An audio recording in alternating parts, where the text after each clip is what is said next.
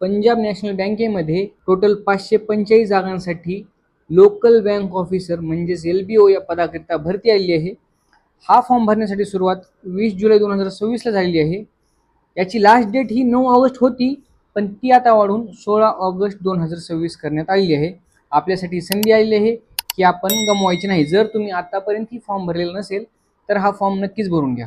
तर फॉर्म कुठे भरायचा आहे तर pnb.bank.in/recruitment/career या वेबसाईटला व्हिजिट करायचं आहे व इथूनच फॉर्म भरायचा आहे. आता यासाठी वयोमर्यादा काय आहे तर वय तुमचं मिनिमम 20 वर्ष पाहिजे व मॅक्सिमम 30 वर्ष पाहिजे. यामध्ये एज रिलॅक्सेशन असणार आहे. SC ST करिता 5 वर्ष, OBC करिता 3 वर्ष, PWBD कॅन्डिडेटसाठी 10 वर्ष, एक्स सर्व्हिसमॅनसाठी 5 वर्ष आणि 1984च्या दंगलीमध्ये जे काही अफेक्ट झालेले आहेत त्यांच्यासाठी 5 वर्ष हे एज रिलॅक्सेशन असणार आहे. आता एज्युकेशन क्वालिफिकेशन काय आहे तर एनी ग्रॅज्युएट कॅन अप्लाय. कोणताही ग्रॅज्युएट हा या पदाकरिता अप्लाय करू शकतो. फक्त अट एवढी आहे की त्याचं ग्रॅज्युएशन कंप्लीट झालेलं पाहिजे, तो ग्रॅज्युएट परस्युइंग विद्यार्थी नाही पाहिजे. आणि लोकल लँग्वेज म्हणजे आपली मराठी भाषा आहे तर ती आपल्याला आलीच पाहिजे. म्हणजे आपण महाराष्ट्रामधून या पदाकरिता अप्लाय करायचं आहे. वन स्टेट ओनली म्हणजे फक्त आणि फक्त एकाच राज्यातून अप्लाय करता येतो. हे पद ऑफिसर लेवलचं आहे, लोकल बँक ऑफिसर. त्याच्यामुळे या पदाकरिता वर्क एक्सपिरियन्स मागितलेला आहे. मिनिमम 1 वर्ष तुमचा एक्सपिरियन्स पाहिजे. आता कोणकोणत्या बँकेमध्ये एक्सपिरियन्स पाहिजे तर ऑल पब्लिक सेक्टर बँक्स. यामध्ये बघा हे एवढी सर्व लिस्ट आहे, हे एक वेळा तुम्ही वाचून घ्या. All private sector banks, all regional rural banks, foreign banks operating in India, small finance banks. या सर्व बँक्समध्ये जर तुम्हाला एक्सपिरियन्स असेल तर तुम्ही या पदाकरिता फॉर्म भरण्यासाठी इलिजिबल आहात. कोणत्या बँकेचा एक्सपिरियन्स चालणार नाही तर नॉन शेड्यूल्ड बँक्स जे आहेत, नंतर अर्बन स्टेट कोऑपरेटिव्ह बँक्स या ज्या की सेकंड शेड्यूलमध्ये लिस्टेड नाहीत, नंतर NBFCs, payment banks not listed and micro finance institution हे लिस्टेड नाहीत, त्यामुळे यांचा एक्सपिरियन्स तुम्हाला या पदाकरिता कामी येणार नाही. सिलेक्शन प्रोसेस काय असणार आहे, ऑनलाईन रिटर्न टेस्ट होईल, नंतर स्क्रीनिंग होईल. स्क्रीनिंगमध्ये तुमचं डॉक्युमेंट व्हेरिफिकेशन केलं जाईल अगोदर. ऑनलाईन रिटर्न टेस्टमध्ये तुम्ही जर पास झालात तर तुमचं डॉक्युमेंट व्हेरिफिकेशन होईल. नंतर तुम्हाला LLPT म्हणजेच लोकल लँग्वेज प्रोफिशियन्सी टेस्ट याकरिता बोलवलं जाईल. हा फेज सोपा असणार आहे. तुम्हाला रिटर्नमध्येच चांगला स्कोअर करावा लागेल. यानंतर जर तुम्ही LLPTला जर क्वालिफाय झालाल तर पर्सनल इंटरव्ह्यूसाठी तुम्हाला बोलवलं जाईल. यानंतर इंटरव्ह्यू असणार आहे 50 मार्क्सचा.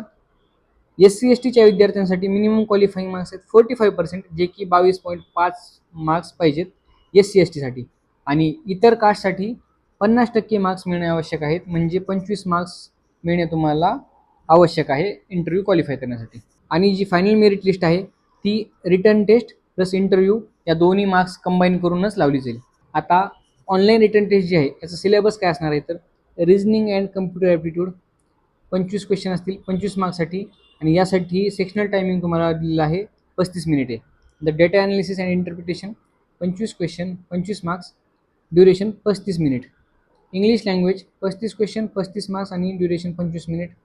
क्वांटिटी ॲप्टिट्यूड 25 क्वेश्चन 25 मार्क्स आणि ड्युरेशन 35 मिनिट.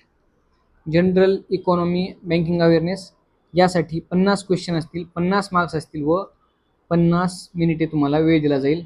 टोटल 150 प्रश्न झाले, 150 मार्क्स झाले आणि तुम्हाला वेळ हा 180 मिनिटे म्हणजे 3 तास दिला जाणार आहे. निगेटिव्ह मार्किंग इथे आहे बघा, त्यामुळे जर आपल्याला एखादं क्वेश्चन येत नसेल तर तो अटेम्प्ट करायचं नाही, कारण इथे निगेटिव्ह मार्किंग 1/4 आहे. म्हणजे तुमच्या प्रत्येकी प्रश्न जर रॉंग आन्सर झाला तर तिथे 0.25 मार्क्स तुमचा मायनस केला जाईल.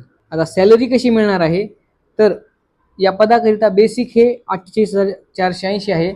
यासोबतच DA, CCA, HRA किंवा मग लीड्स ॲकोमोडेशन, नंतर LFC म्हणजे leave fare concession, medical insurance, retirement benefits and other perquisites जे की बँकच्या नियमानुसार आहेत ते सर्व तुम्हाला भेटतील.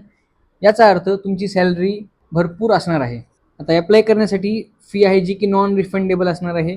SC ST आणि PWBD कॅन्डिडेटसाठी 50 रुपये फी आहे प्लस GST 18%, 59 रुपये टोटल फी असणार आहे. आणि अदर कॅन्डिडेटसाठी 1000 रुपये प्लस 18% GST 1180 रुपये तुम्हाला एक्झामिनेशन फी असणार आहे. इंडिमनिटी बॉन्ड आहे 3 वर्षाचा, नाहीतर अन्यथा तुम्हाला जर 3 वर्षात जर हा जॉब सोडायचा असेल तर तुम्हाला 2 लाख रुपये भरावे लागतील. यासाठी तुमचा सिबिल स्कोअर पण चांगला पाहिजे, मिनिमम 680 किंवा त्यापेक्षा वर पाहिजे. ठीक आहे मित्रांनो, आजसाठी एवढंच. व्हिडिओ आवडला असेल तर लाईक शेअर व सबस्क्राईब करा. भेटूया पुढच्या व्हिडिओमध्ये. तोपर्यंत धन्यवाद.